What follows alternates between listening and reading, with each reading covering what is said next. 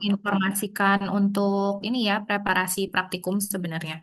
Mulai hari Selasa depan kita sudah praktikum. Karena praktikumnya itu kalau lihat di RPS, sudah di-share kan ya sama Bu Puspita RPS-nya. Kalau pertemuan pertama itu sebenarnya dia ada ini ya, ligasi dan enzim restriksi ya. Nah, kemudian dilanjutkan ligasi baru ke transformasi. Nah, tapi mengingat bahannya kita belum datang gitu ya, jadi akan ke transformasi dulu praktikumnya. Nah, di praktikum transformasi itu nanti kita akan membutuhkan media. Mana medianya itu ada LB, Luria bertani agar, dan Luria bertani broad yang cair. Dia harusnya sudah bisa ya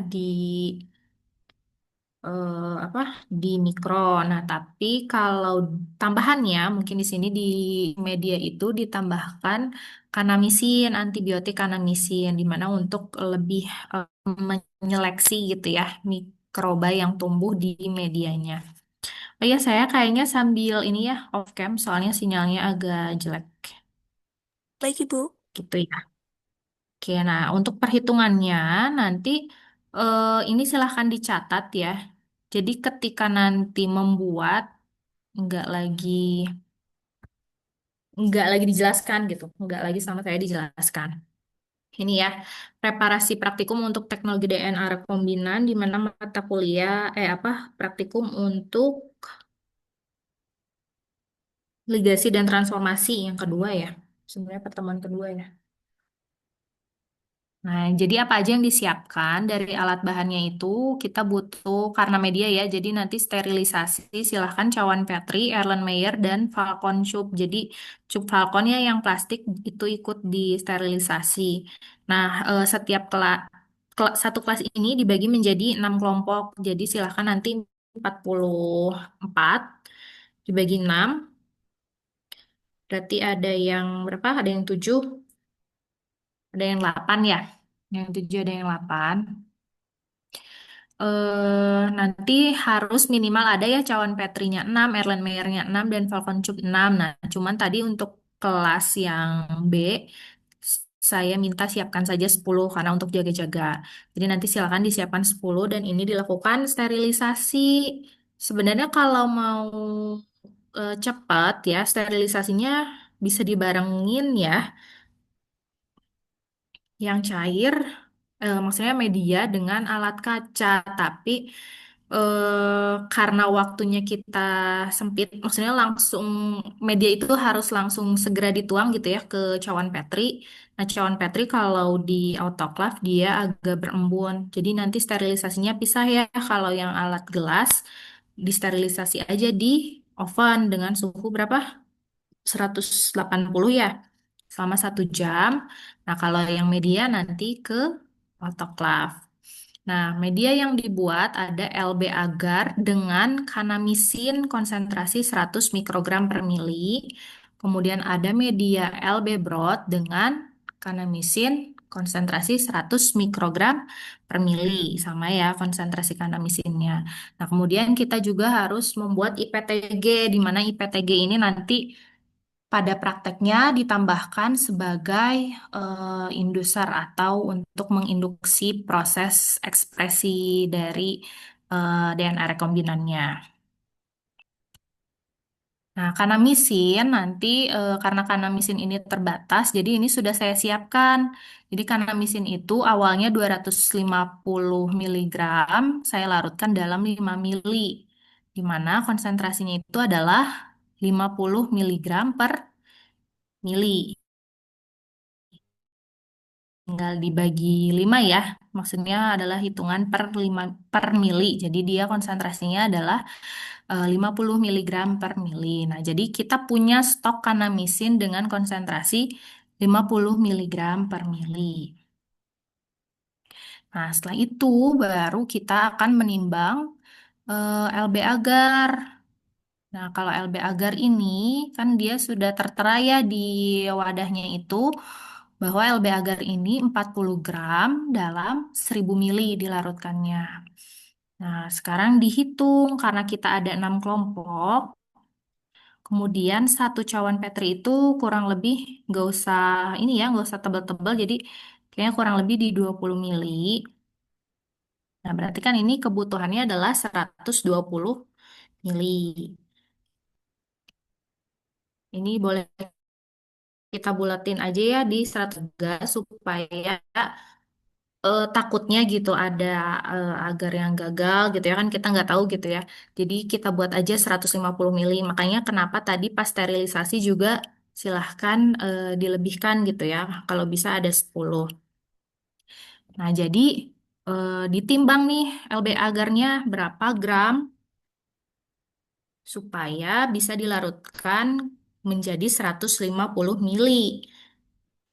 LB agar berapa gram? Bisa dihitung? Kita ingin membuat 150 mili LB agar dari ini ya keterangannya 40 gram itu dia dalam 1000 mili. Berarti berapa yang ditimbang LB agarnya? 6 gram, Ibu. Gimana cara ngitungnya?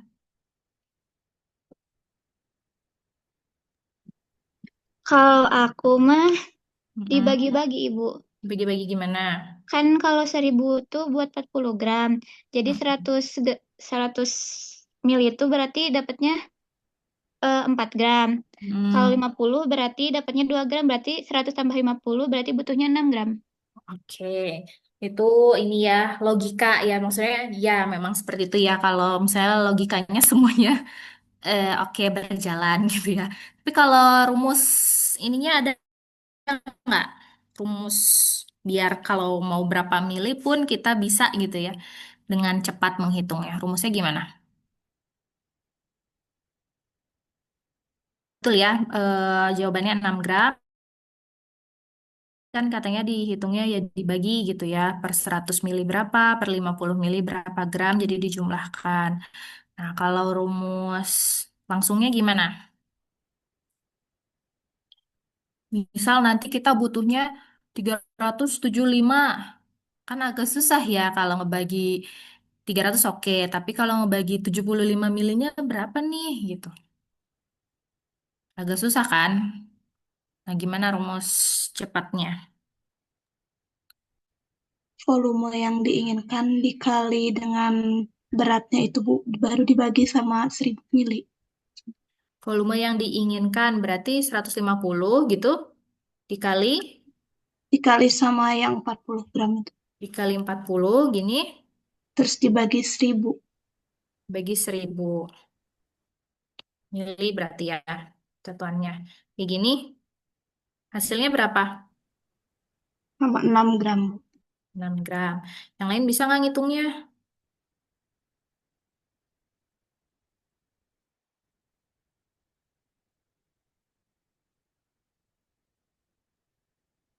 Ayo. Jadi sebenarnya gini ya, yang ditanyakan 150 mili per yang diketahui 1000 mili satuannya sama dikali ya sama aja sih, cuman harusnya seperti ini 40 gram yang diketahui volume. Jadi 1,5 ya dikali 40 sama dengan 6 gram. Ini ya, kalau rumusnya kayak gini. Jadi, yang ditanyakan dibagi yang diketahui dikali yang diketahuinya. Jadi, dibutuhkan 6 gram. Nah, nanti silahkan ditimbang nih 6 gram LB agar. Ini dicatat ya, supaya nanti ketika membuat nggak lagi nanya 6 gram LB agar dilarutkan dalam 150 mili. Aquades, kemudian dipanaskan ya sampai jernih baru nanti di autoclave. Nah, kemudian gimana nih? Kan kita butuhnya adalah LB agar kanamisin 100 mikrogram per mili. Berarti harus ditambahkan ya antibiotik kanamisin.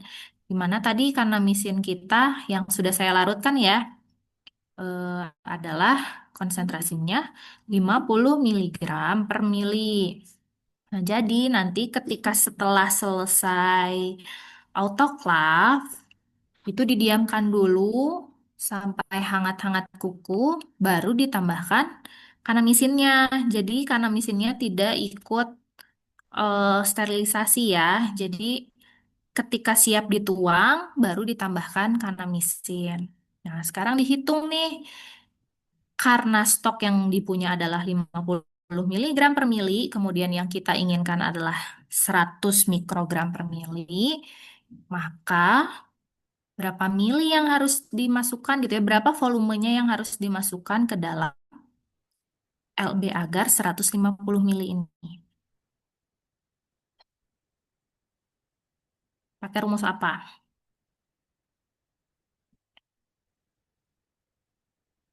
Nih ya, kanamisinnya ingin 100 mikrogram per mili dari stok kanamisin 50 miligram per mili dalam 150 mili LB agar. Rumusnya dulu apa? Ada yang tahu nggak?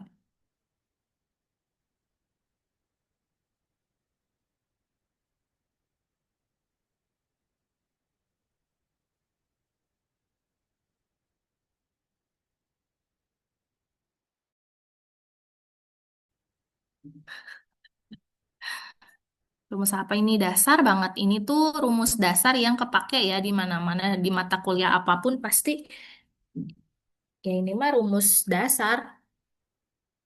Ya rumus apa?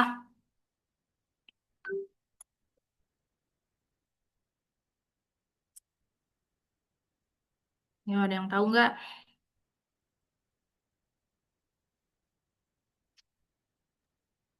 Pengenceran bukan.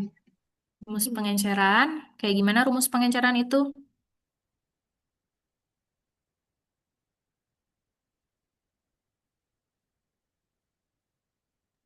V1 kali M1 sama dengan V2 kali M2. V1 kali N1 gitu sama dengan V2 kali N2 gini. N itu apa?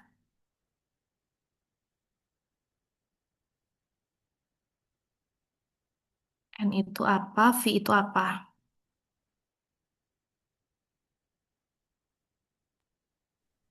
V-nya volumenya, Bu. V volume. N, N yang beratnya bukan. N apa? Konsentrasi. Konsentrasi. Ya, betul ya. Jadi dengan menggunakan rumus pengenceran. Nah, cuman ini sebenarnya bukan N ya, tapi C. C1, C2 di mana C ini ya konsentrasi tadi boleh N ya normalitas, boleh molaritas, boleh molalitas, terus boleh mikrogram per mili, boleh gram per ini konsentrasi dan yang ini juga sama volume boleh liter, boleh mililiter gitu ya, boleh desiliter. Pokoknya dia adalah volume. Nah, terus jadi lanjutin gimana kalau udah punya rumus nih? Masukin angkanya. V1 yang ditanyakan, berarti kan berapa mili yang akan kita masukkan gitu kan ke dalam 150 mili LB. C1-nya yang mana?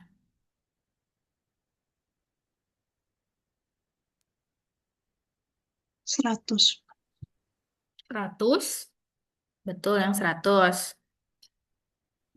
Yang 50, Ibu.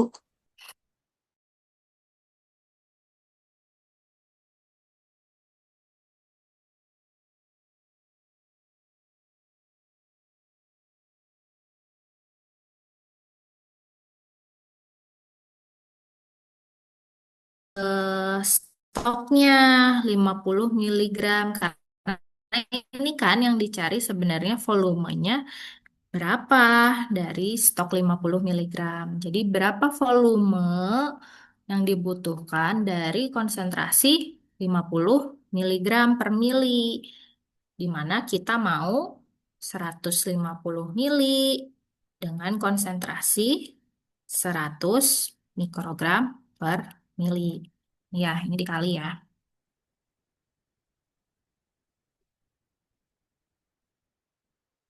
Terus gimana? Bisa nggak ini dilanjutkan perhitungannya?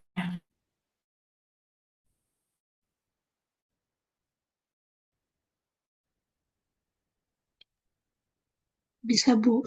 Jadi Bisa dilanjutkan nggak perhitungan ini? Bisa. bisa, Bu. Gimana? 1.500 berarti 15.000 dibagi 50 berarti. Mm-mm. Bener, bisa. Berarti ini langsung gitu V1 sama dengan berapa? 15.000 gini Disamain dibagi dulu berarti Bu satuannya. 50.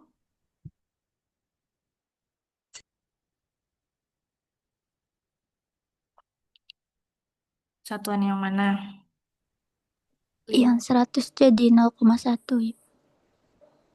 Oke, yang 100 jadi berapa? 0,1. Mau ini yang dirubah atau stok yang dirubah?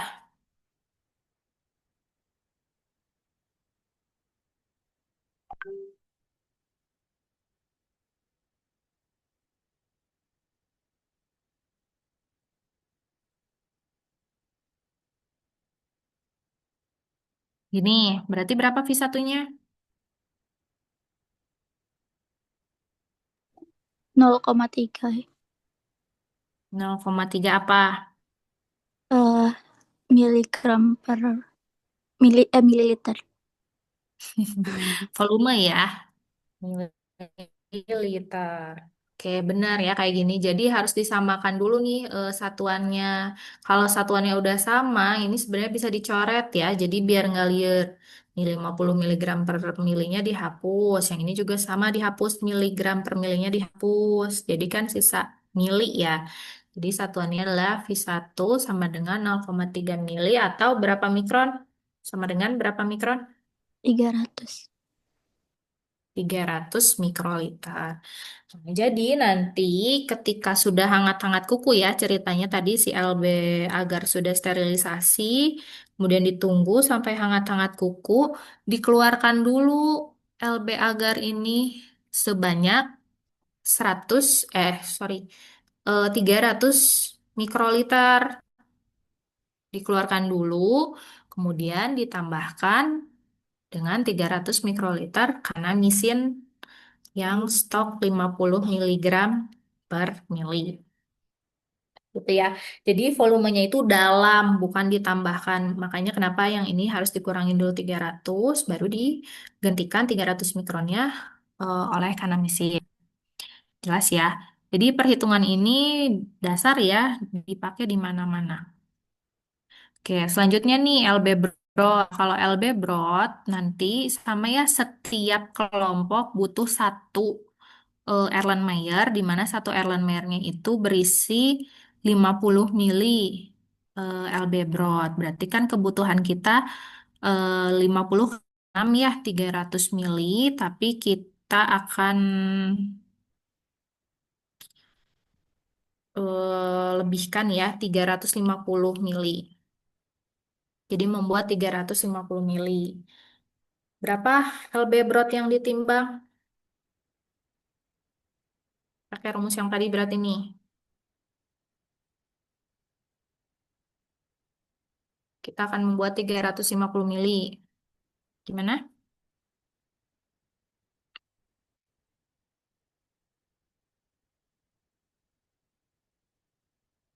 Jadi gimana rumusnya? Yang ditanyakan ya kan dibagi yang diketahui sama-sama volume dikali berat yang diketahui sama dengan berapa? 8,75 Ibu. 8,75, Ya, Bu. 8,75 gram. Nah, jadi nanti kalau LB agar ditimbang 6 gram ya dalam 150, LB Brot ditimbang 8,75 gram dalam 350 mili Aquades sama ya dipanaskan kemudian baru disterilisasi. Nah, setelah itu juga sama ditambahkan lagi nih kanamisin yang mana tadi stoknya kita punya ini ya 50 miligram per mili, kita ingin 100 mikrogram per mili dalam 350 mili. Berarti berapa yang harus ditambahkan karena mesinnya?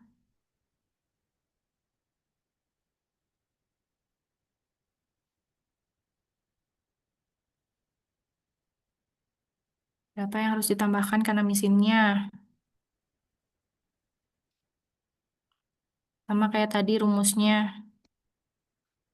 Pakai rumus V1 kali C1 sama dengan V2 kali C2. Berapa?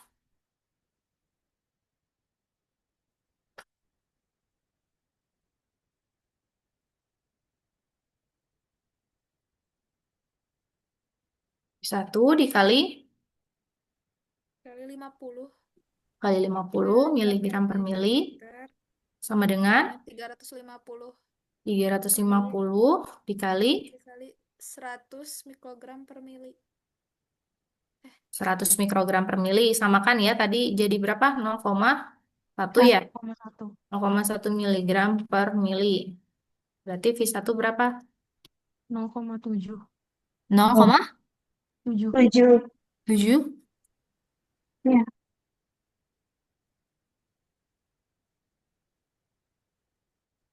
50.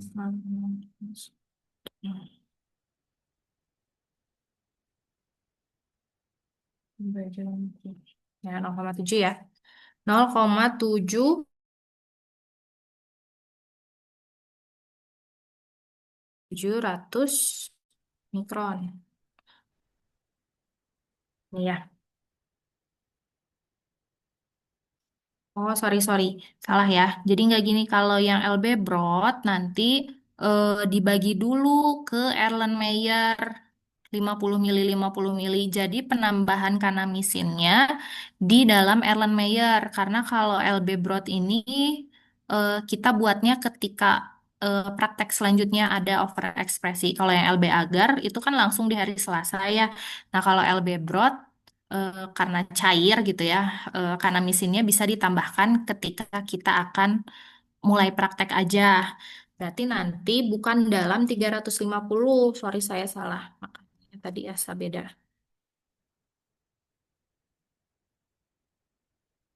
Jadi V1 dikali 50 ya, miligram per mili. Nah, V2-nya ini bukan dalam 350 ya, tapi dalam 50 mili. Karena nanti yang mengerjakan, yang menambahkan kanamisin masing-masing kelompok. Dikali 0,1 miligram per mili. Nah, ini berapa? Coba dihitung. 0,1. 0,1 mili. Oke, itu sama dengan 100 mikroliter. Nah, jadi ini tidak langsung ya pada hari ketika kita membuat media. Kalau yang LB Broad udah aja langsung simpan ke kulkas aja. Jadi nanti dibuatnya ini adalah ketika kita siap untuk praktikum. Menambahkannya setiap kelompok sebanyak 100 mikroliter. Nah, ini juga sama ya. Nanti ketika 50 mili dikeluarkan dulu si 100 mikronnya baru ditambahkan kanamisin sebanyak 100 mikroliter. Jelas ya? Ini dicatat. Nah, kemudian yang ketiga adalah ini menyiapkan IPTG konsentrasi 10 milimolar. Nah, kalau IPTG ini hitungannya agak panjang ya, dia pakai MR lah apa gitu ya. Mol. Jadi saya sudah hitungkan untuk 10 milimolar ini adalah dengan menimbang 95 miligram dan dilarutkan dalam 40 mili aquabides ya kalau yang IPTG ini. Gitu. Ini nanti disiapkan juga sama kalian. Jadi ada berapa?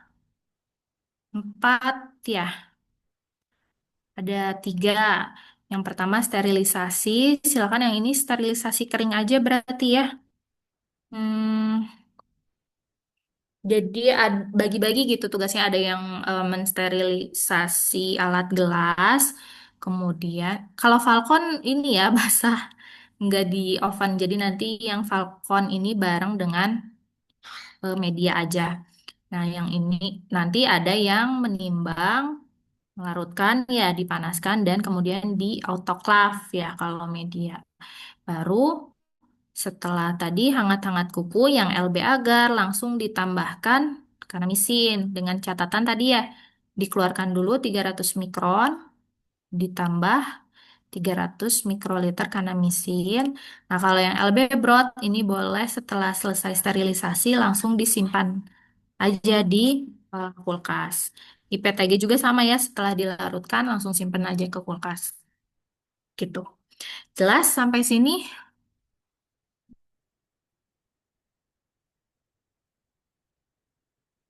Jelas, Ibu. Ya, ada yang mau ditanyakan dulu nggak? Udah ya, kalau ini sih sebenarnya lebih ke ya perhitungan kita aja sih untuk preparasi medianya. Ini hukumnya ya, jadi baru menyiapkan medianya aja. Nah, nanti mungkin untuk praktikumnya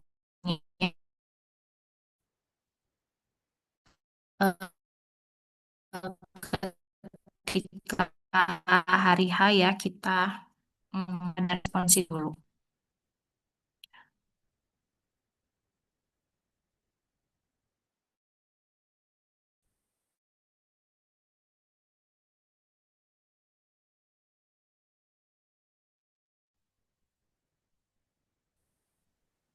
Ada yang mau ditanyakan lagi nggak terkait dengan persiapan bahannya sama Bu Adit?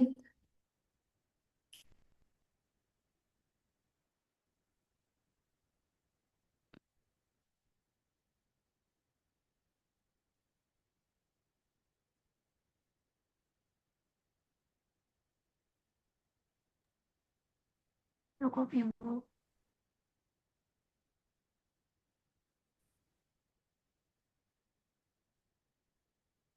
Cukup, Ibu. Cukup. Kalau cukup, ini Bu Aditnya kayaknya terlempar ya. Udah nggak ada. Kalau cukup, tadi saya sampaikan ke siapa Dela untuk mempelajari dulu ya. Tapi saya langsung aja ya sekarang melanjutkan apa yang tadi pagi sempat tertunda, sekaligus menjelaskan terkait dengan praktikum pertama di minggu ini. Gitu ya. Jadi nanti mempelajari tugasnya nanti setelah saya menyampaikan karena ternyata di jam 3 saya ada rapat gitu ya. Oke, saya share dulu ya. Tadi baru sampai ke sini ya, ke plasmid ya. Apa di sini? Lupa, Bu. Shit. Yang genom prokariot, Ibu. Genom prokariot, oke.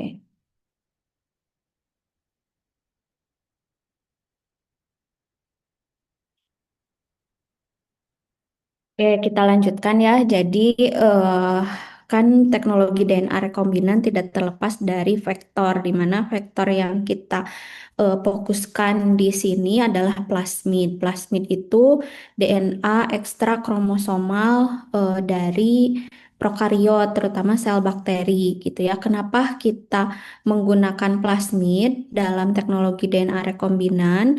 Karena dia bisa bereplikasi sendiri. Bereplikasi sendiri karena ada ORI gitu ya, origin of replication. Kemudian dia juga tidak tergantung pada kromosom karena letaknya di luar dari kromosom. Kemudian dia kecil ukurannya, kemudian mudah dimanipulasi ya. Mudah dimanipulasi itu apa? Dalam artian dia itu bisa disisipkan oleh DNA asing atau DNA sisipan. Nah, kemudian dia juga bisa mengendalikan replikasinya sendiri sehingga jumlah kopi molekul DNA-nya relatif konstan. Itu ya, jadi kita gunakan plasmid. Ini ada salah satu contoh peta plasmid. Nah, kalau tadi pagi saya sampaikan kalau plasmid itu umumnya sirkuler gitu. Ternyata ini ada salah satu contoh plasmid tapi bentuknya linier. Kenapa linier? Ini ya, ini ada bagian ada kayak celahnya gitu ya, nggak menyambung nih, nggak menyambung. Jadi ini tuh meskipun kayak di gambarnya bulat, tapi ini tidak menyambung. Jadi kalau dibentangkan dia bentuknya linier. Plasmid PJMT yang berukuran 3003 base pair. Nah, saya sampaikan tadi bahwa ada gen resistensi tertentu pada plasmid. Nah, kalau PJMT ini dia memiliki gen resistensi terhadap antibiotik ampicillin. Kemudian ada bagian ori ya untuk proses replikasinya. Kemudian untuk menyisipkan DNA sisipan ditandai dengan adanya enzim-enzim restriksi kan ya tadi saya bilang bahwa atau disebut adalah ada bagian yang namanya multiple cloning site gitu ya, tempat untuk menyisipkan atau memotong plasmidnya, di mana plasmidnya kemudian nanti bisa disisipi oleh DNA sisipan. Ini ada bagian lakset, kemudian di sini yang menariknya sebetulnya PJMT ini linier, di ujung-ujungnya ada basa T yang menggantung pada ujung-ujungnya. Nah, kalau misalnya saya tanya gitu ya, kalau misalnya kita mau menyisipkan DNA sisipan ke dalam vektor PJMT, vektornya perlu dipotong dulu nggak? Perlu nggak dipotong?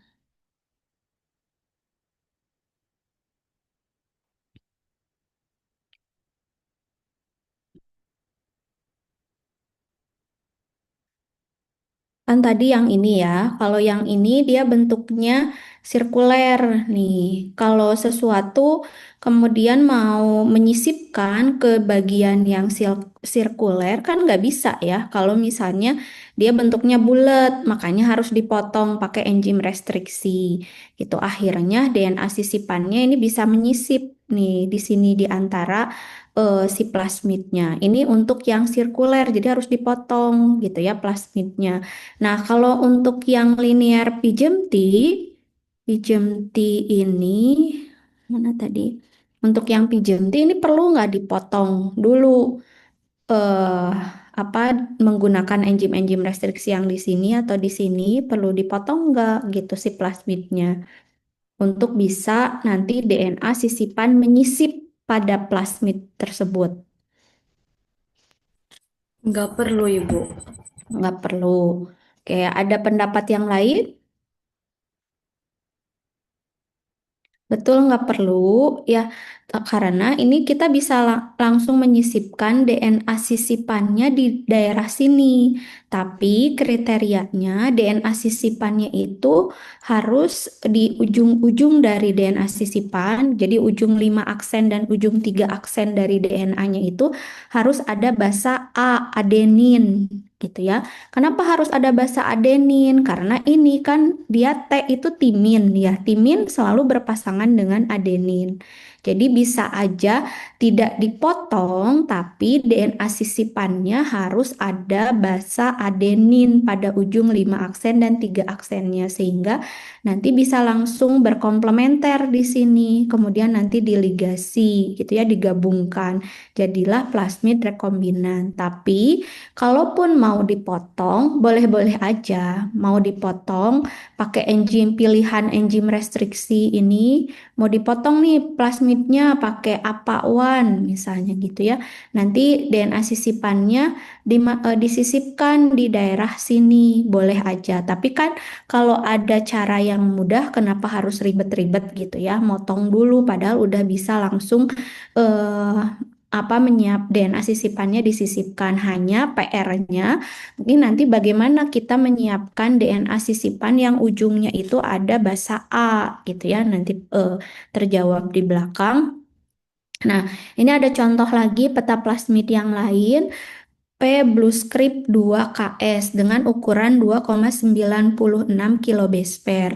Nah, kalau di sini plasmid ini memiliki gen resistensi terhadap antibiotik ampicillin. Ini ada daerah orinya, kemudian ini ada daerah MCS multiple cloning site dengan berbagai pilihan enzim restriksi yang dapat memotong plasmidnya. gitu ya.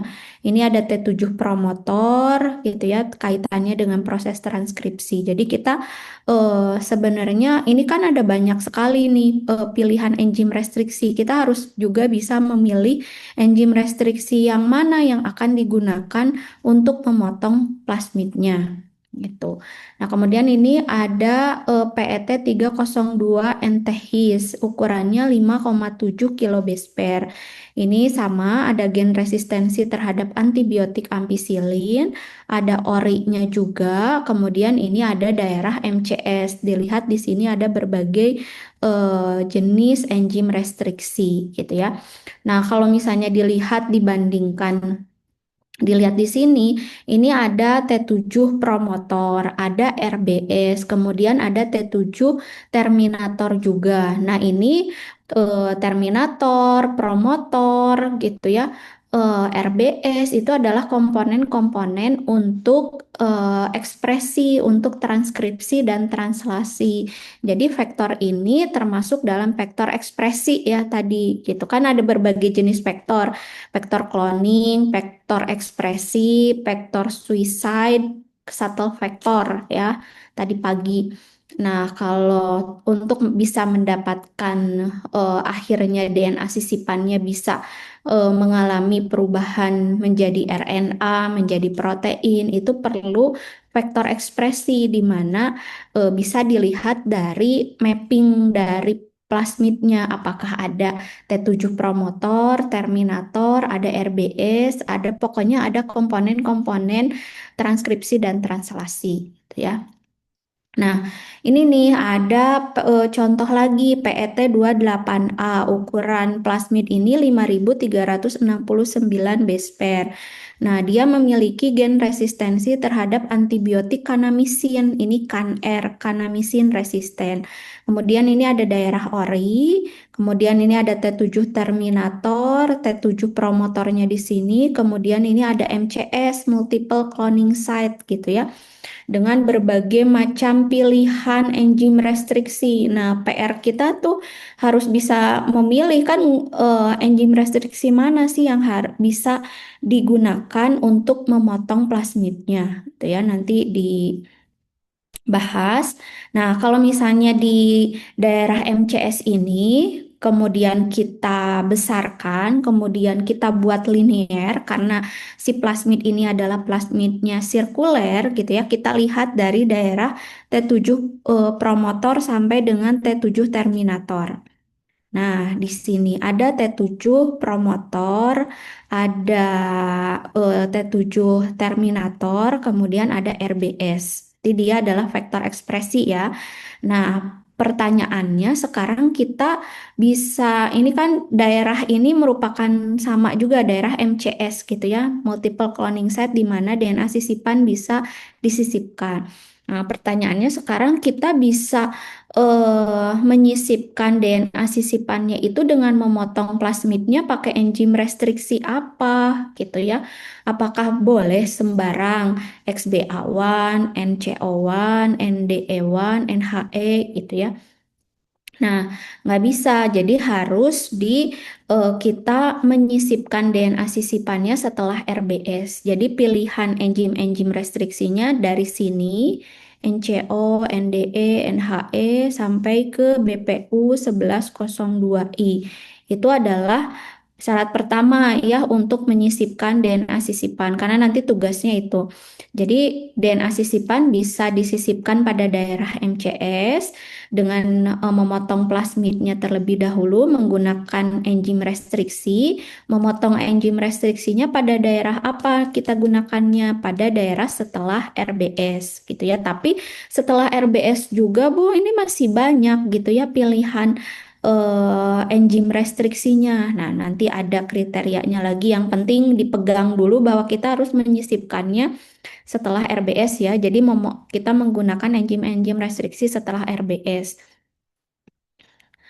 Nah, dari tadi enzim restriksi gitu ya. Jadi apa sih enzim restriksi? Adalah atau endonuklease restriksi adalah enzim yang memotong molekul DNA. Memotongnya itu memotong apa? Jadi kan antara nukleotida satu dengan nukleotida yang lain itu Masih ingat nggak dihubungkan oleh ikatan apa?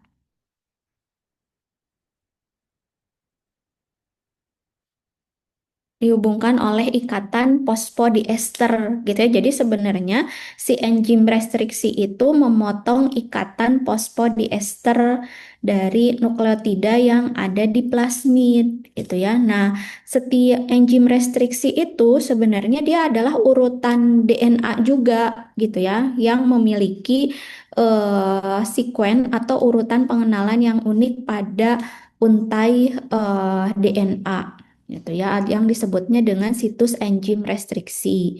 Jadi, kalau kita memiliki urutan DNA, pasti di urutan DNA itu ada situs atau ada urutan pengenalan yang unik pada untai DNA-nya atau memiliki situs enzim restriksi gitu ya. Jadi, kalau di dalam urutan DNA-nya misalnya ada situs enzim restriksi EcoR1 misalnya gitu ya, maka si urutan DNA tersebut bisa dipotong oleh enzim restriksi EcoR1. Nah, eh, enzim restriksi itu kan tadi urutan DNA juga ya.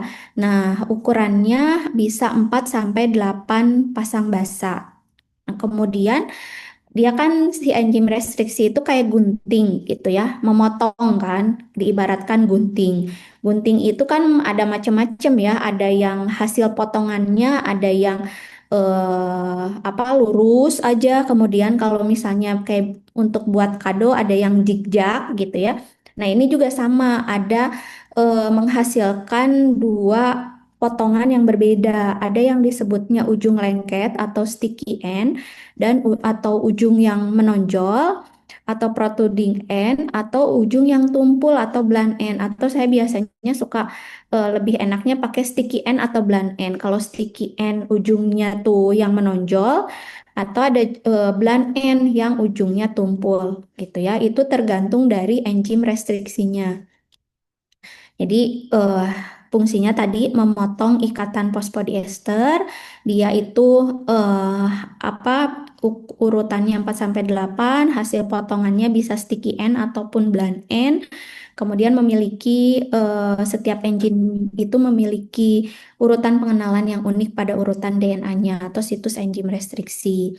Nah, misalnya seperti ini. Ini ada suatu urutan DNA. Kemudian pada urutan DNA tersebut ada situs pengenalan enzim restriksi. Maka misalnya tadi ya situs pengenalan enzim restriksi misalnya BAM-HAWAN.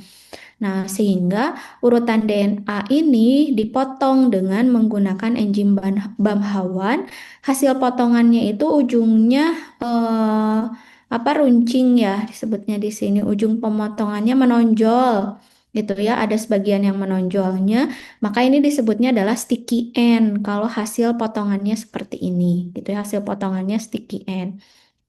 Nah, ke ini juga ini ada suatu urutan DNA di mana dalam suatu urutan DNA itu ada situs pengenalan enzim restriksi EcoR1 gitu ya, sehingga urutan DNA tersebut bisa dipotong dengan menggunakan enzim restriksi EcoR1. Nah, hasil pemotongannya hasil pemotongannya ada ujung yang menonjolnya. Nah, disebutnya adalah sticky end hasil potongannya. Ya. Kemudian ini contohnya ada Eko Arfi. Dia di urutan DNA-nya itu ada situs pengenalan enzim restriksi Eko Arfi gitu ya, di mana pengenalannya itu urutannya GAT ATC. Nah, dia akan memotong di antara basa T dan A. Nah, hasil pemotongan Eko Arfi. Nah, ini mah tumpul gitu ya, disebut ini ujung-ujungnya tidak menonjol atau tumpul, maka disebutnya adalah blunt end. Sini. Nah, kalau Hinditri, PST1 gitu. Nah, hasil potongannya itu ada ujung yang menonjol, maka disebutnya adalah sticky end atau protruding end, gitu ya. Nah, ini juga misalnya ada suatu urutan DNA, ternyata urutan DNA ini tuh situs pengenalan enzim restriksi aluan gitu ya, sehingga si urutan DNA ini bisa dipotong dengan enzim restriksi aluan di mana apa situs pemotongan enzim restriksinya AGCT dipotong di antara basa G dan C di sini sehingga ini hasilnya ujungnya tumpul atau blunt end. Sementara ini Eco R1 di hasil pemotongannya sticky end. Tuh. Bisa dipahami ya bedanya blunt end dan sticky end. Nah, jadi dia memotong ikatan fosfodiester ya dari nukleotida. Nah, nomenklatur enzim restriksi itu juga ada diberi kan sesuai dengan referensinya gitu. Jadi misalnya ini ada Eco R1 gitu. E ini adalah Escherichia yang merupakan genus. Ko-nya adalah coli yang merupakan spesies. Kemudian R-nya ini adalah RY13 yang menyatakan strain. One-nya ini adalah urutan penemuannya gitu, urutan enzim yang ditemukan pada bakteri E. coli RY13. Jadi setiap enzim restriksi ini memang khusus gitu ya. Nah, ada berbagai jenis enzim restriksi. Enzim restriksi tipe 1, dia memotong DNA secara acak dan jauh dari sekuen pengenalannya. Jadi misalnya gini gitu kan ini eh sekuen pengenalannya ini ya GAT, ATC, kemudian memotong di antara basa T dan A. Jika enzim EcoRV ini termasuk dalam enzim restriksi tipe 1, maka memotongnya itu meskipun ada situs pengenalannya, memotong di antara T dan A, dia itu acak aja di mana gitu ya sembarang. Jadi tidak sesuai memotongnya dengan situs pengenalannya. Sedangkan kalau enzim restriksi tipe 2, enzim ini memotong DNA dekat atau pada situs pengenalannya. Jadi kalau ini memotongnya di antara basa T dan A, ya memang memotongnya di daerah sini, sehingga hasilnya nanti seperti ini, blunt end. Gitu ya. Dan kemudian ada enzim restriksi tipe 3, memotong di luar situs pengenalannya. Jadi hampir mirip dengan tipe 1 ya, dia pokoknya di luar dari situs pengenalannya. Pengenalannya di sini, dia malahan misalnya motongnya di sini gitu. Dan yang digunakan dalam teknologi DNA rekombinan itu harus yang tepat gitu ya, pemotongannya, sisir potongnya harus tepat. Maka kita gunakan di sini adalah enzim restriksi tipe 2 untuk TDR. Nah, klasifikasi enzim restriksi juga ada yang disebut dengan isoskizomer. Adalah enzim restriksi yang memiliki urutan pengenalan yang sama dan spesifisitasnya sama. Misalnya ini ada enzim restriksi AG1 dan BSHT1. Dia situs pengenalannya sama ACC, GGT. Jadi kalau misalnya ada urutan DNA ini, gitu ya, ini bisa dipotong oleh enzim restriksi AG1 dan BSHT1 pada urutan antara basa A dan C dipotongnya. Jadi ini hasil pemotongannya pasti ada sticky end gitu ya.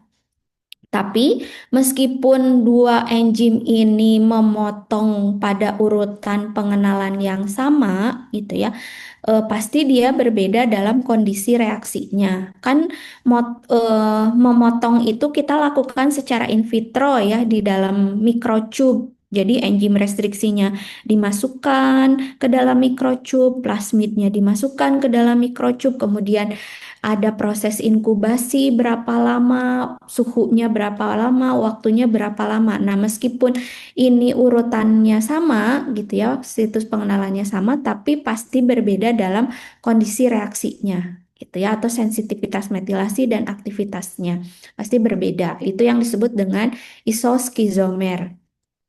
Sedangkan kalau neoskizomer ini mengenali urutan nukleotida yang sama tetapi memotong DNA pada posisi yang berbeda. Ini bisa dilihat ya CCC GGG. Ini sama juga CCC GGG tapi kalau enzim restriksi SMA1 dia memotongnya itu di antara basa C yang ketiga dan basa G yang pertama di sini. Jadi hasil potongannya ini apa? Blan N.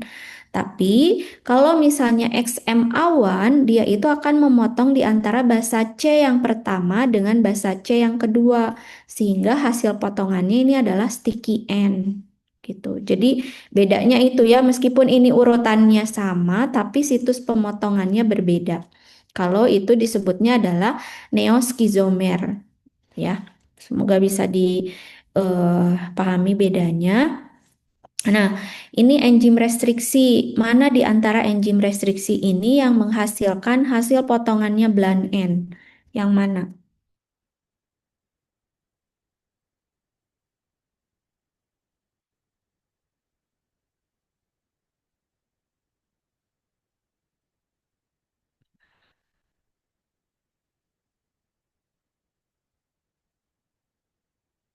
Yang mana yang hasilnya blan N? yang Arthrobacter, Ibu. Yang ini, Arthrobacter luteus. Ya, terus mana lagi, Alia? Mana lagi? Ada lagi nggak? Atau cuma ini aja? Yang Haemophilus influenza. Bukan yang ya Haemophilus aegyptus. Yang ini ya, ini. Pokoknya oke, betul ya. Jadi pokoknya untuk memudahkan lihat aja ketika ada tanda panah gini, sisi kanan sisi kirinya basanya sama enggak? Misalnya ini kan dua, sisanya ini dua. Berarti kalau sama itu blan N. Kalau seperti ini sisanya satu, yang ini lima. Berarti itu hasil potongannya adalah sticky N. Ya. Nah, ini tadi ya, balik lagi ke sini, bagaimana kita mempersiapkan DNA sisipan kalau plasmidnya pijem T. Tadi kita inginkan tidak dipotong ya, si pijem T-nya tidak dipotong nih, tapi kita langsung menyisipkan DNA sisipannya. Tapi DNA sisipannya tadi syaratnya harus ada apa di ujung-ujung 5 aksen dan 3 aksennya? Ada basa adenin. Basa adenin. Ya, harus ada basa adenin. Nah, bagaimana nih kita mempersiapkan basa adenin pada ujung-ujung 5 aksen dan 3 aksennya? Jadi ini kita bisa menyiapkan DNA sisipannya itu dalam bentuk produk PCR. Kalau produk PCR berarti kita harus melakukan yang pertama kali adalah proses isolasi asam nukleatnya dulu ya, isolasi DNA. Isolasi DNA, kemudian kita ingin ini ada suatu genom gitu ya. Genom itu kan keseluruhan materi genetik di mana ini ada berbagai gen target gitu ya.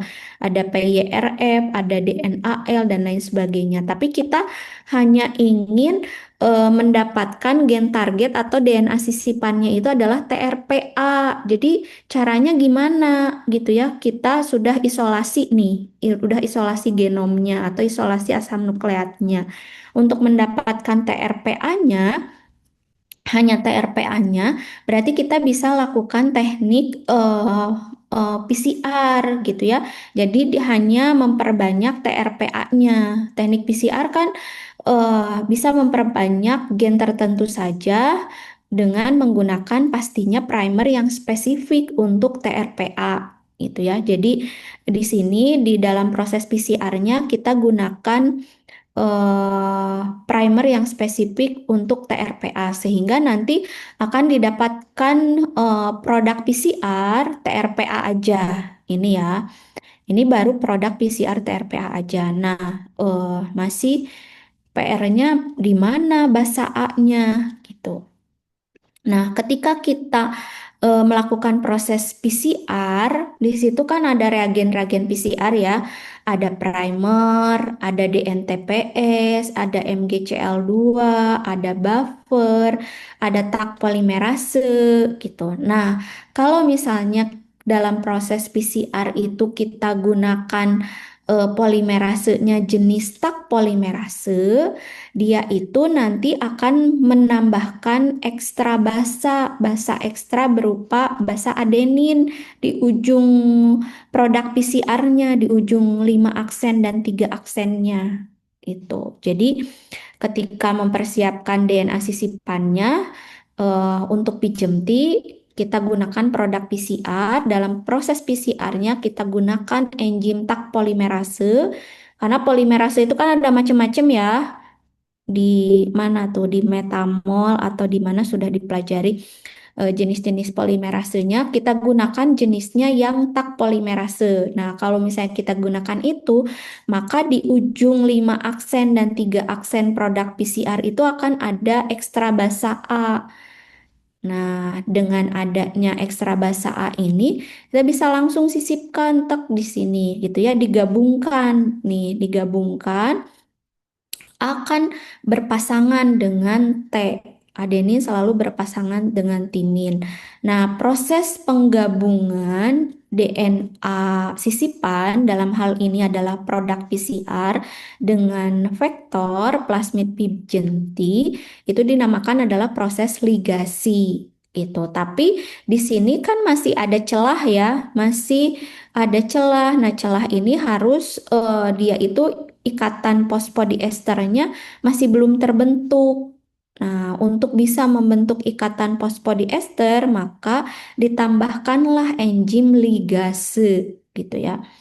Jadi proses penggabungannya disebut ligasi, tapi untuk bisa meligasi tersebut, untuk bisa menggabungkan, nah itu ditambahkan enzim ligase. Ligase itu kebalikan dari restriksi ya. Kalau restriksi memotong ikatan fosfodiester, kalau ligase menghubungkan ikatan fosfodiester. Itu bedanya. Jadilah kalau misalnya sudah tergabung gitu ya, sudah ini tidak ada lagi celah, maka disebutnya adalah plasmid rekombinan atau vektor rekombinan atau DNA rekombinan itu sama aja. Jadi harus dibedakan antara plasmid sama plasmid rekombinan. Kalau plasmid ya udah berarti dia hanya plasmid aja gitu ya. Tapi kalau plasmid rekombinan berarti ada DNA sisipan tuh yang menyisip pada plasmidnya. Jadi kita sudah menyisipkan DNA asing atau DNA sisipan ke plasmid. Nah, ini ya ligase membentuk ikatan fosfodiester.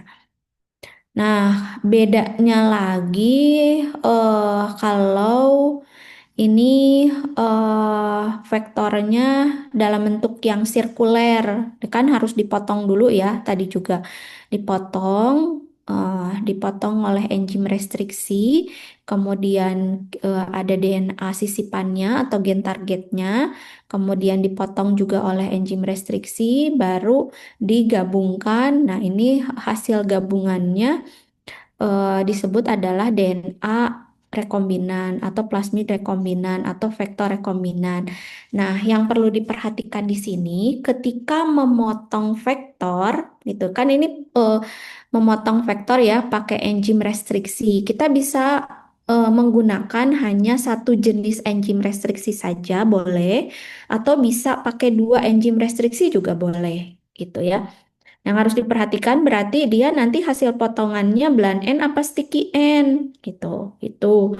Kemudian eh, ini DNA sisipannya juga sama, harus dipotong dengan enzim yang sama ketika memotong plasmidnya. Kenapa? Supaya kan komplementer gitu ujung-ujungnya gitu. Jadi syaratnya itu harus dipotong oleh enzim restriksi yang sama vektor dan DNA sisipannya.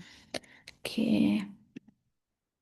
Nah, sekarang di sini untuk mempersiapkan vektor ekspresi seperti ini, PET28A, itu kan tadi dari T7 promotor sampai T7 terminator. Ini ada daerah MCS. Kita menyisipkan DNA sisipannya pada daerah setelah apa? RBS. Setelah RBS ya. Jadi bisa di antara ini. Nah, Kenapa disisipkan di setelah RBS? Kita harus lihat lagi struktur gen gitu ya, karena kaitannya dengan struktur gen. Ini ada promotor ya, di daerah sini ada promotor. Kemudian setelah promotor itu pasti ada inisiasi transkripsi atau plus satu. Nah, memang di sini tidak dengan jelas ditampilkan gitu ya daerah inisiasi transkripsinya, tapi di daerah ini pasti ada inisiasi transkripsi. Kemudian di antara ini ya, di antara T7 promotor dengan RBS, pasti di sini ada yang namanya inisiasi transkripsi. Kemudian setelah inisiasi transkripsi ini ada RBS ya, ada RBS. Nah, ini RBS. Kemudian baru harus ada kerangka baca terbuka gitu ya, yang dimulai dari start codon sampai stop codon dan berakhir dengan adanya terminator. Kenapa sih harus, pokoknya kalau nyisipin itu harus setelah RBS gitu ya? Ya ini karena kan nanti proses transkripsi itu RNA polimerase berikatan dengan promotor kan. Nanti dibaca lagi ya proses transkripsi translasinya. Kemudian bergerak sampai inisiasi transkripsi. Dimulailah proses transkripsi dari inisiasi transkripsi sampai terminator. Nah, untuk proses translasi kan dimulai dari daerah RBS sampai dengan stop codon gitu. Jadi kalau misalnya kerangka baca terbukanya di disisipkan dengan cara memotong plasmidnya pakai enzim restriksi BGL2 ya nggak akan terbentuk gitu. Nanti kan DNA sisipan itu pingin dijadikan suatu protein ya, dilakukan replikasi, transkripsi, translasi, nggak akan terbentuk gitu. Kalau misalnya dipotongnya kita memotong plasmidnya pakai enzim restriksi BGL2, disisipkan DNA sisipannya di daerah sini. Orang untuk ekspresi transkripsinya juga ini ke daerah sini gitu ya. Kalau ini kan malahan di sini yang nggak bisa. Nah, kemudian eh, DNA sisipan itu kan selain produk PCR, DNA genomik gitu ya. Kemudian ada DNA sintetik, ada cDNA juga. Bagaimana mempersiapkan yang bentuknya cDNA? Ini kaitannya dengan isolasinya aja gitu ya yang berbeda. Jadi kalau cDNA pastinya kita lakukan isolasinya adalah isolasi mRNA terlebih dahulu atau isolasi RNA. Baru RNA tersebut dilakukan transkripsi balik dengan menambahkan enzim reverse transkriptase sehingga terbentuk cDNA. Nah, cDNA-nya nanti diperbanyak DNA-nya dengan menggunakan metode PCR, pastinya dengan primer yang spesifik supaya kita hanya ingin mendapatkan daerah merahnya saja nih gen targetnya, hanya daerah merahnya aja, nanti kemudian digabungkan dengan plasmidnya, diligasi, jadilah plasmid rekombinan. Gitu. Ini bedanya yang persiapan cDNA. Kalau tadi kan kita mempersiapkannya adalah produk PCR dalam bentuk dia itu DNA ya, jadi tidak ada proses transkripsi balik. Kalau ini cDNA, jadi di sini ada proses transkripsi balik dulu sebelum ke proses PCR. Nah, kemudian bagaimana mempersiapkan kalau misalnya kita punya plasmid, plasmidnya ini ya, plasmidnya sirkuler. Untuk bisa DNA sisipan menyisip ke plasmid yang sirkuler, berarti kan harus dipotong dulu ya. Dipotong nih, dipotong. Ini contohnya dipotongnya pakai dua enzim restriksi. Pakai di sini ujungnya yang satu dipotongnya pakai enzim Eco R1, kemudian yang ujungnya satu lagi dipotong pakai enzim restriksi NOT1. Nah, kemudian bagaimana ini udah dipotong nih. Kemudian bagaimana menyiapkan DNA sisipannya supaya DNA sisipannya itu komplementer dengan ujung-ujung ujung-ujung plasmid yang sudah dipotong dengan Eco R1 dan Not1. Nah, ini kita persiapkannya dalam bentuk produk PCR. Nah, untuk mempersiapkan produk PCR berarti ini produk PCR-nya juga harus di ujung-ujung 5 aksen dan 3 aksennya harus ada situs pengenalan enzim restriksi Eco R1 dan Not1. Itu ya. Yang pertama nih harus ada kalau misalnya kita potong plasmidnya pakai enzim restriksi Eco R1 dan Not1, berarti DNA sisipannya juga kalau DNA sisipannya berupa produk PCR, pada ujungnya juga harus ada situs pengenalan enzim restriksi Eco R1 dan Not1. Bagaimana caranya untuk bisa mendapatkan produk PCR yang ujungnya ada situs pengenalan enzim restriksi tersebut? Itu kan pertanyaannya.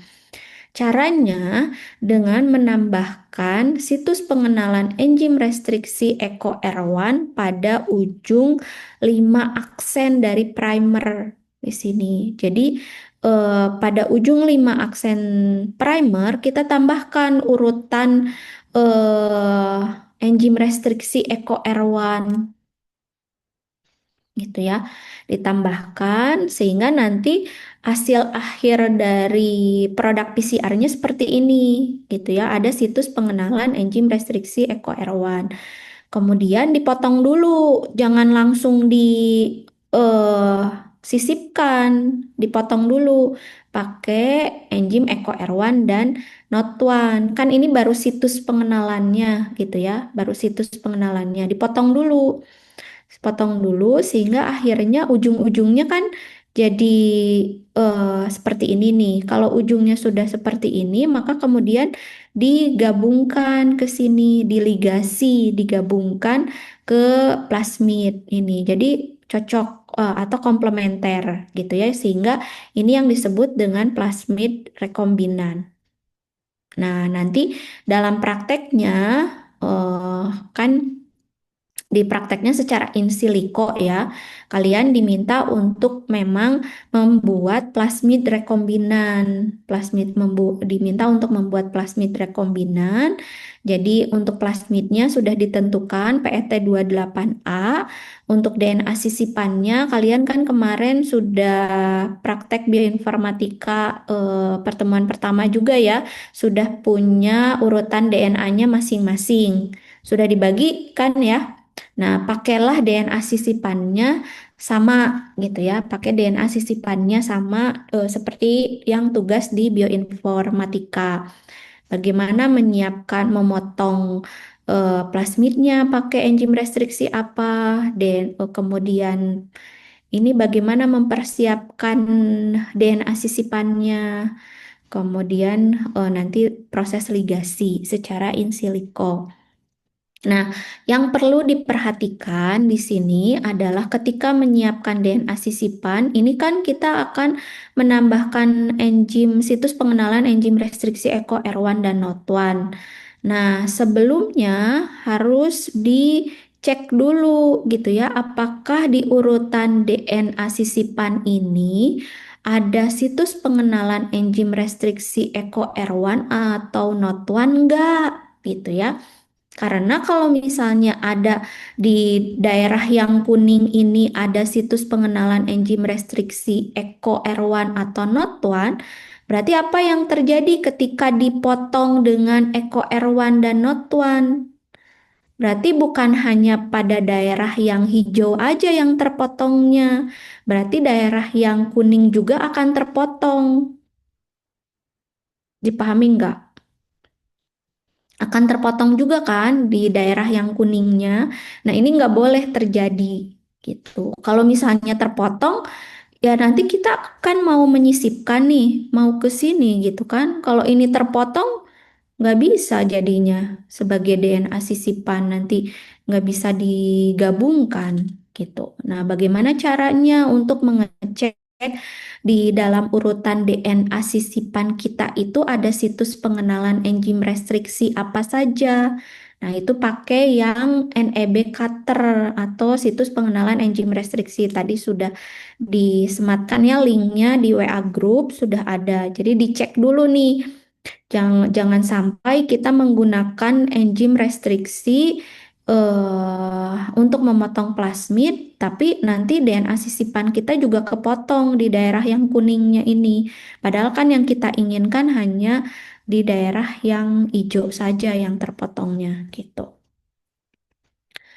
Nah, ini ada salah satu contoh plasmid rekombinan ya. Ini plasmid rekombinan jadi sudah disisipi oleh DNA sisipan HBCAG. Nah, PET28A jadi ditulisnya strip bawah HBCAG yang ukurannya 5785 base pair. Kalau tadi ukuran PET28A-nya hanya 5369, sedangkan sekarang sudah jadi plasmid rekombinan karena ada ketambahan DNA HBCAG gitu. Jadi ukurannya 5785. Nah, pertanyaannya berapa urutan DNA dari HBCAG ini ya tinggal dikurangi aja ini 5785 dikurangi yang 5369 gitu ya. Nah, kemudian ini ada PET16B. Nah, ini ada yang disebut dengan protein pusi. Protein pusi ini direkayasa pada tingkat DNA. Jadi ini lebih ke untuk mempermudah proses pemurnian. Tadi kan di awal tadi pagi disampaikan kalau untuk membuat produk rekombinan dengan teknologi DNA rekombinan ada 3 tahapan utama ya. Tahapannya ada proses hulu, fermentasi, sama hilir gitu ya. Nah, di sini ada proses pemurnian nih.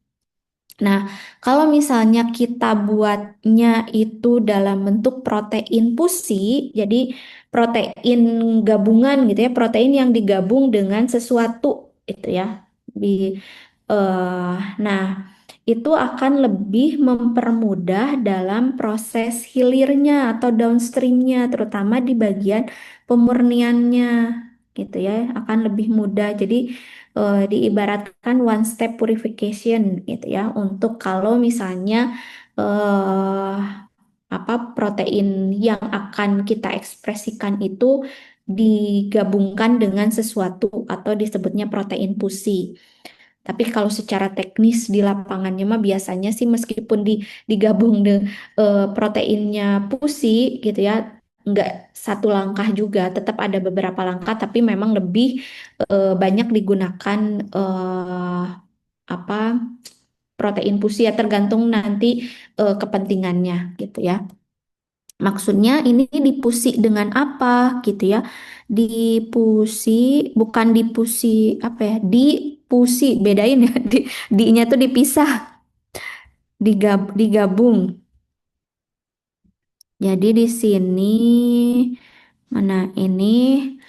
Nah, untuk mempusinya itu dengan yang namanya histag gitu ya, dengan histag. Jadi kalau misalnya ini ada contoh plasmid PET16B ukurannya 5711 base pair. Nah, berarti kita menyisipkannya kan setelah RBS ya. Eh, Berarti pilihan enzim untuk memotong plasmidnya ada NCO1, NDE, XHO, BAMHA1 ini gitu ya. Nah, kalau misalnya kita ingin protein kita dalam bentuk pusi yang nanti akan lebih mudah dalam proses downstream, terutama di eh, proses pemurnian, maka kita dekatkan DNA sisipannya dengan daerah histag ini, gitu. Jadi kita bisa pakai enzim restriksinya, pilihlah NCO1 Itu. Tapi NCO1 ini dengan catatan tadi DNA sisipannya tidak akan terpotong oleh NCO1 gitu ya. Jadi disisipkan di daerah sini. Jadi kan dipotong dulu ya plasmidnya sama NCO1. Nanti si DNA sisipannya kan menyisip di sini. Nah, ini sehingga akan bergabung dengan daerah histate di sini. His di sini adalah histidin, histidin, histidin gitu ya. Banyak banyak sekali nantinya asam amino histidin. Jadi protein kita akan bergabung dengan asam amino histidin yang banyak atau biasanya juga disebut dengan polyhis gitu ya. Nah, polyhis, bentar, udah keningan. Jadi polyhis yang nanti lebih mudah dalam pemurnian dengan kromatografi afinitas. Nah, ini ada contoh juga protein pusi, gitu ya. Pusinya sama dengan polyhistidine tag, karena ini poly itu menunjukkan banyak ya. Tadi histag itu sama kepanjangannya histidine tag, jadi polyhistidine tag. Di sini ada PBAD, PLB, Erluk 8, ukurannya 4993, ada ORI, ada gen resistensi terhadap antibiotik ampicillin, kemudian ada PLB. PLB ini adalah sinyal peptida yang melokalisasikan protein kita ke periplasma. Jadi kita juga bisa merekayasa gitu ya, apakah nanti DNA sisipan itu ketika sudah masuk ke dalam sel inang, melakukan proses replikasi, transkripsi, translasi, akan ditargetkan atau dibentuknya protein yang kita inginkan itu di periplasma kah atau di dalam sel gitu. Kita juga bisa menentukan sendiri gitu ya. Apakah mau dibentuknya itu di periplasma atau di intrasel. Nah, kemudian Erluk 8 ini adalah protein reporter yang untuk meningkatkan ekspresi dari protein target. Nah, kemudian di sini ada bagian MCS-nya ya, ada enzim restriksi SALI dan PME1 di sini. Nah, kalau misalnya kemudian di sini ada polyhistidine tag.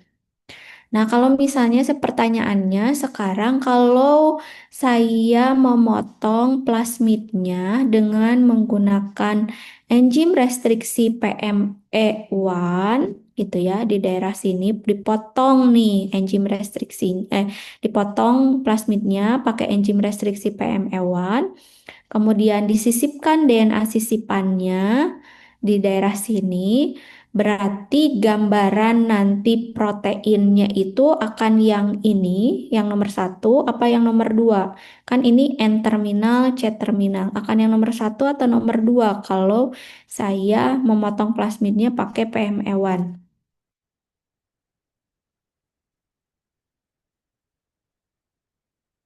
Protein target ini kan awalnya yang dalam bentuk DNA, kemudian nanti setelah proses translasi kan apa jadi protein ya.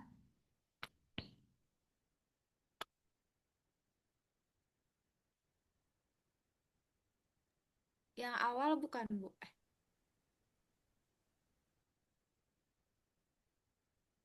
Yang awal, siapa barusan yang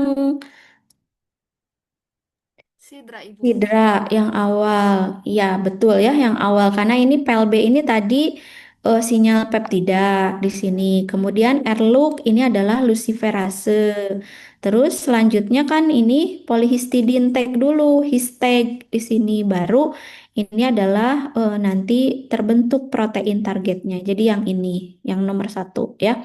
Sementara kalau misalnya yang ini, ya berarti kita sisipkannya di sebelum histag ya, dengan memotong plasmidnya pakai SALI di sini. Oke, gitu ya.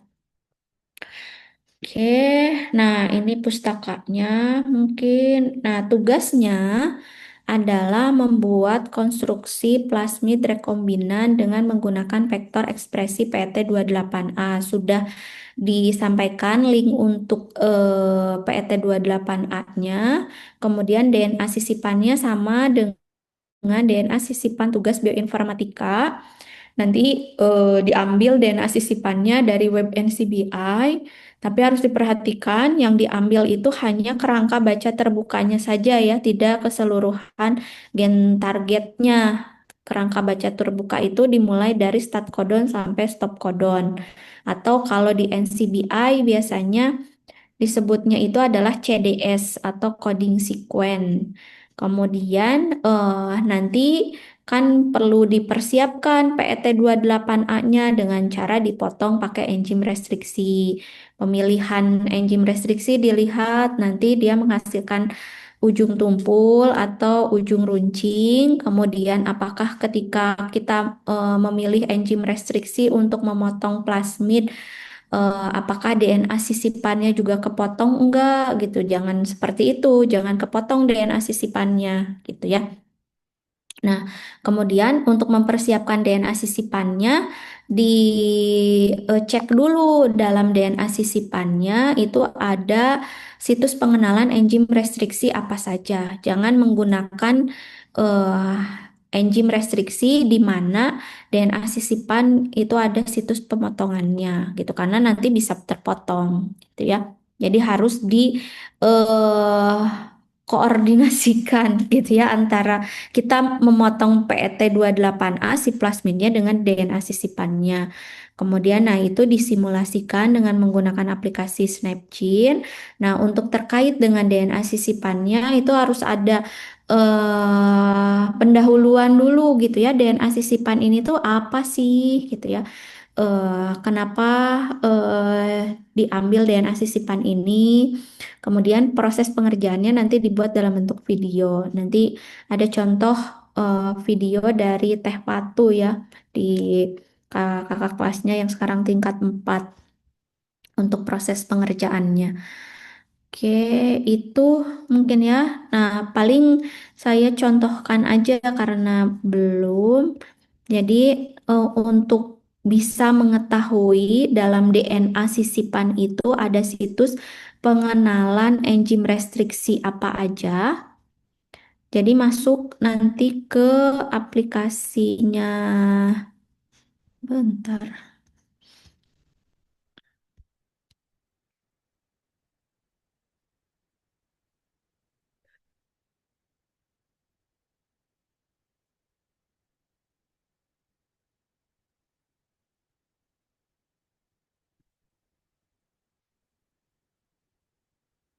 Nah, ini jadi nanti masuk ke NEB Cutter aja ya.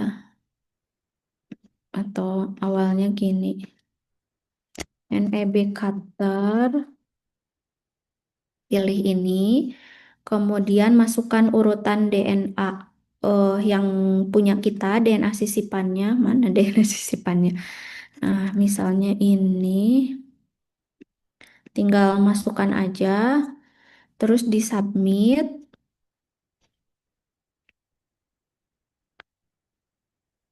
Nah, outputnya seperti ini ya, outputnya. eh Berarti ini tuh tandanya yang warna tulisan orange-orange ini adalah enzim-enzim restriksi. Ada situs-situs pengenalan banyak situs pengenalan enzim restriksi dari urutan DNA sisipan yang saya punya gitu ya. Nah, berarti kalau misalnya nanti saya memotong plasmidnya pakai NCO1, di sini ada NCO1 ya.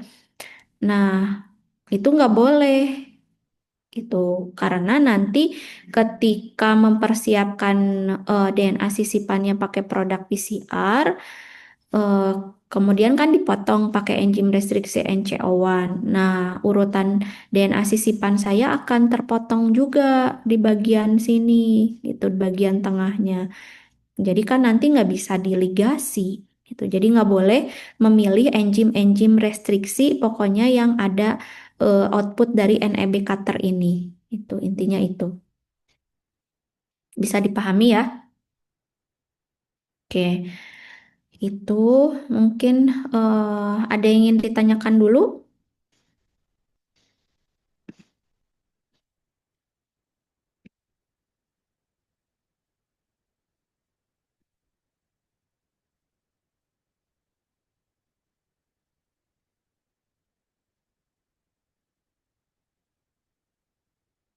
Kalau misalnya tidak ada, nanti dipelajari dulu ya, eh, download dulu aplikasi Snapjane-nya, download PET 28A-nya, kemudian DNA sisipannya dipersiapkan, dicek dulu di NEB Cutter, ada enzim restriksi apa saja, baru kita memilih memilih enzim restriksinya, kemudian tentukan apakah protein yang akan dihasilkan atau diekspresikannya nanti dalam bentuk protein pusi atau tidak.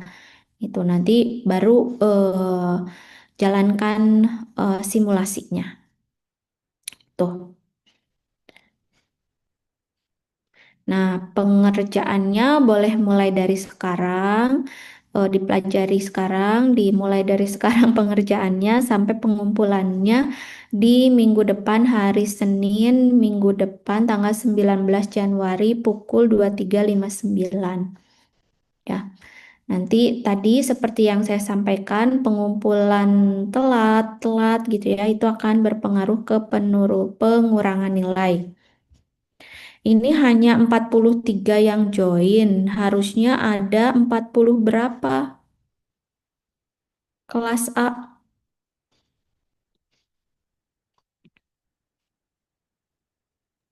44, Ibu. 44, berarti ada satu orang yang nggak masuk.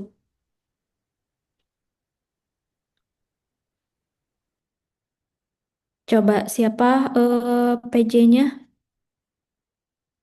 Ini kan udah satu-satu, udah satu device satu ya.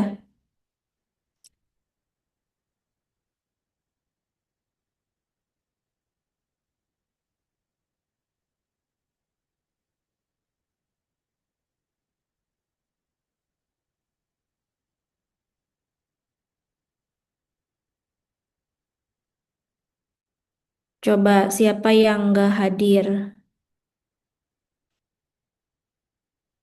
Tuh, sekarang 43 jadi turun lagi berarti yang 42 ada dua orang.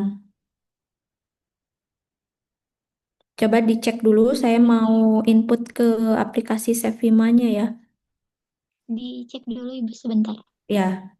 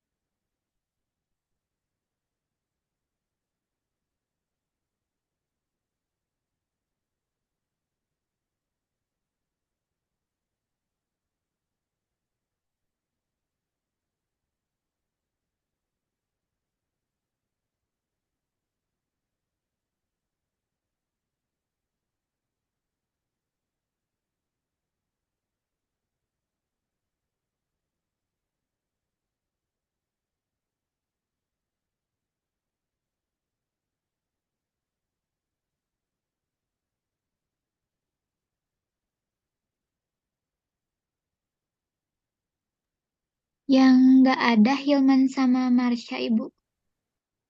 Hilman sama Marsha. Tapi tadi itu pas awal ada Bu.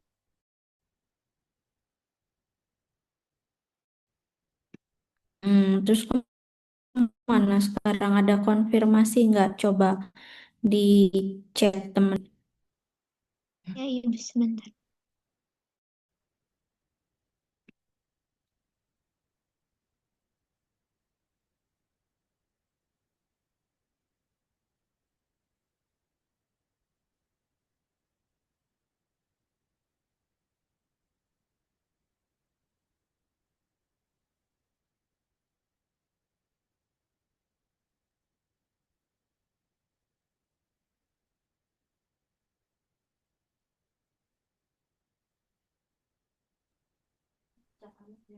Ibu mohon maaf, laptop saya mati. Saya Marsha, Ibu. Oh, Marsha. Berarti yang nggak ada Hilman ya? Mana Marsha teh mukanya? Saya Ibu. Hilman berarti nggak ada ya, Hilman ya? Iya, Ibu belum ada kabar lagi. Dari tadi juga nggak ada karena dari awal juga 44 ya. Tadi pas awal tuh sempat ada, Bu. Pas di absen awal. Sejak kapan nggak adanya?